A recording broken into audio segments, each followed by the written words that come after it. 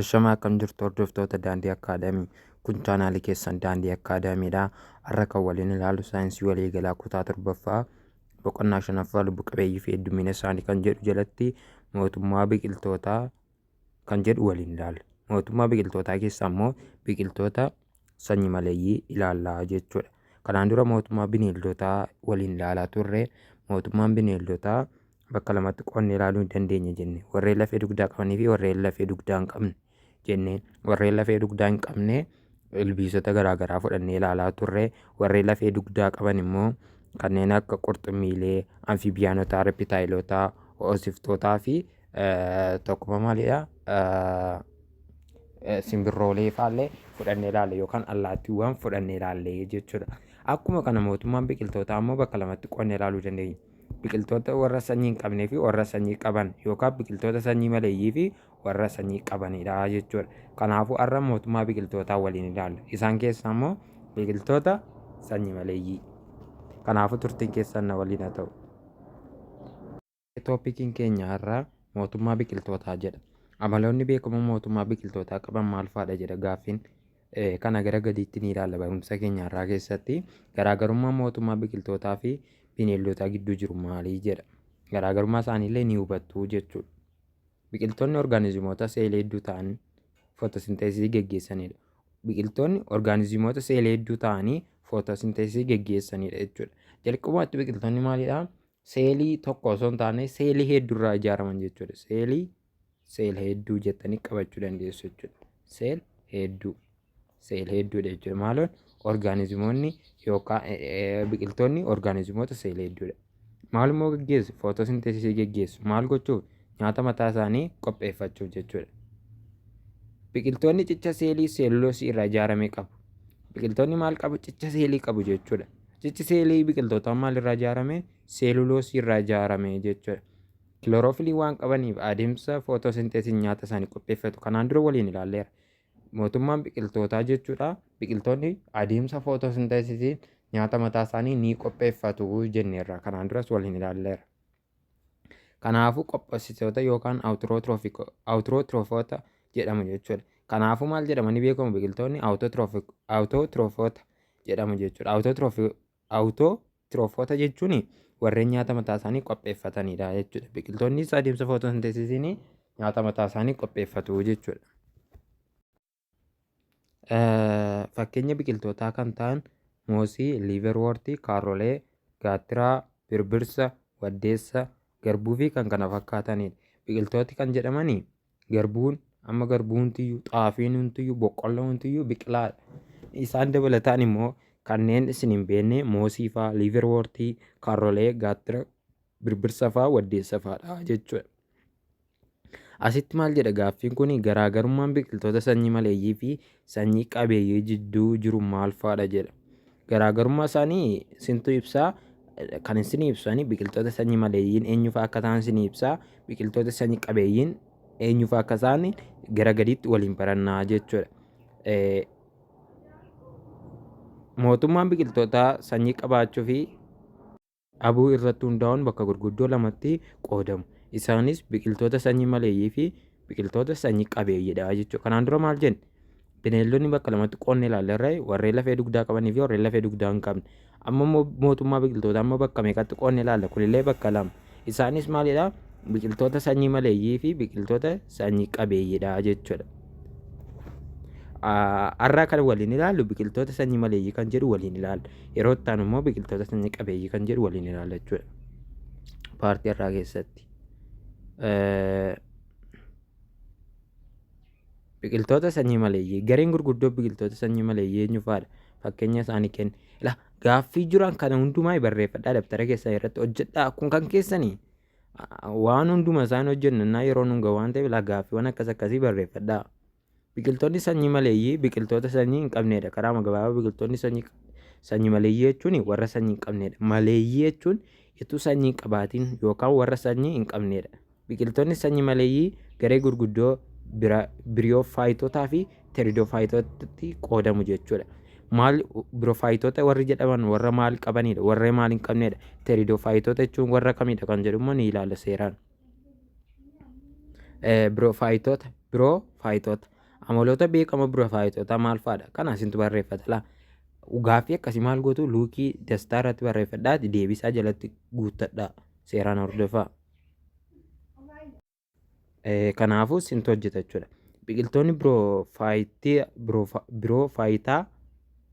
biroofayitaa sanyii tishuu vaaskularii hin qaban. Biroofayitoonni maalidha jechuudha? Biroofayitoota tishuu vaaskularii hin qaban jechuudha. Amala isaanii keessaa inni tokkoffaan maalidha? Tishuu vaaskularii hin qaban biqiltoota sadarkaa gadii ta'anii kanneen lafarra jiraatanidha. Halluu magariisa waan qabaniif adeemsa footosinteesisiitiin nyaata isaanii ni qopheeffatu. Biqilaa waan ta'eef halluu magariisas qaba. Kanaafuu adeemsa footosinteesisiin nyaata isaanii ni qopheeffatu biroofayitoonni jechuudha.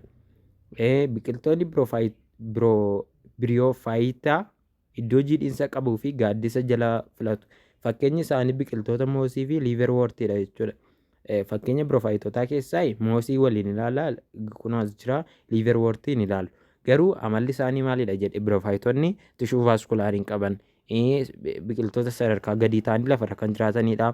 Footosinteesisii ni gaggeessu. Amalli biroofayitootaa qabadhaa. Fakkeenyota isaanii keessaa immoo moosii fi liiverwoortiidha jechuudha. Amma moosii ilaalu. Caasaa haala nafa moosii maal fa'aadha? Moosiin eessatti argama?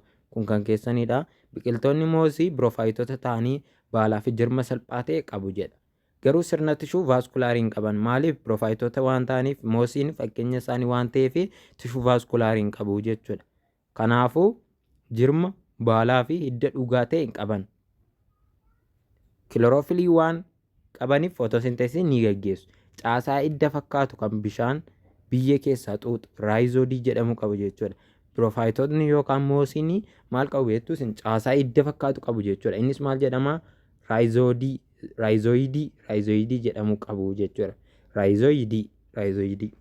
Iddoo jiidhinni jiru gaaddisa jala, kattaa irra, jirma mukaa gurguddaa irraa fi ala baaxii manaa irratti biqilanii jiraatu jechuudha. Kun immoo bakka isaan itti argamanidha. Moosiin eessatti argama yookaan isiniif jedhuufi kunoo iddoo jiidhina jiru gaaddisa jala, kattaa irra, jirma mukaa gurguddaa irraa fi ala baaxii manaa irratti biqilanii argamu jettu. Caasaan hidda moosii immoo maal jedhama? Raayizoidii jedhama jechuudha. Kunooti caasaan hidda isaa raayizoidiin isaa kanaadha jechuudha. Caasaa moosiiti. Jirmi isaa kanaadha. Baalli isaa kanaadha jechuudha. Moosiin kanaadha jechuudha. Akkuma waliigalaatti kanaadha jechuudha. Kan itti aaneeru teeridoofayitoota. Teeridoofayitoota. Amaloonni teeridoofayitaa maal fa'aadha? Teeridoofayitaan biqiltoota sanyii hin qabne ta'anii qaamni isaanii jirmaa fi baala fi hiddaatiin kan qoodamedha. Sanyii hin qaban kunneen immoo warreen sanyii hin qabnedha. Garuu maalidha? Tishuu vaaskularii qabu jechuudha. Biqiltoonni teeridoofayitaa sirna tishuu vaaskularii waan qabaniif biqiltoota biroofayitootaa caalaa fooyya'oodha.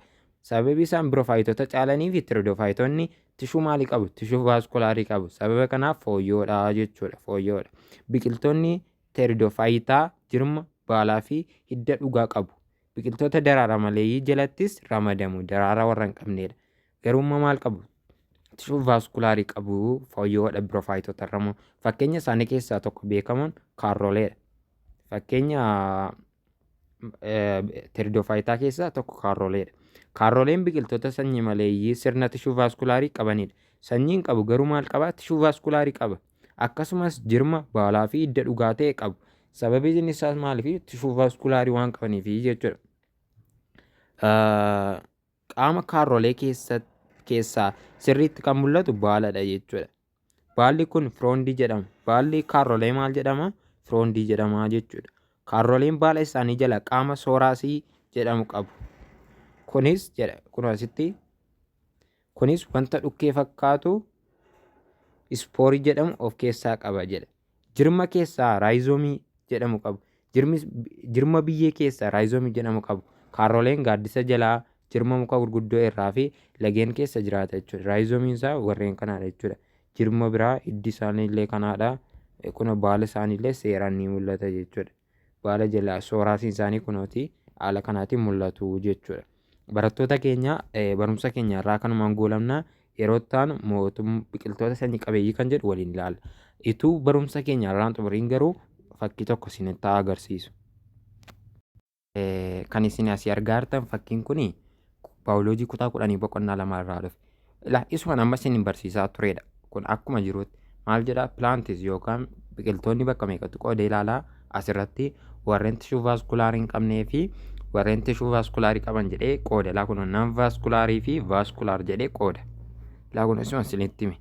Sila maal isiniin jedha biroofaayitoonni maalidhaan jedhe biroofaayitiin warreen tishuu vaaskularii hin qabnedha jedhe kunoo biroofaayitoonni nan vaaskulaariidha jechuudha. Fakkeenya isaanii maali isiniin jedhe moosii fi liiverwoortiin isiniin jedhe moosii waliin ilaallee turre jechuudha.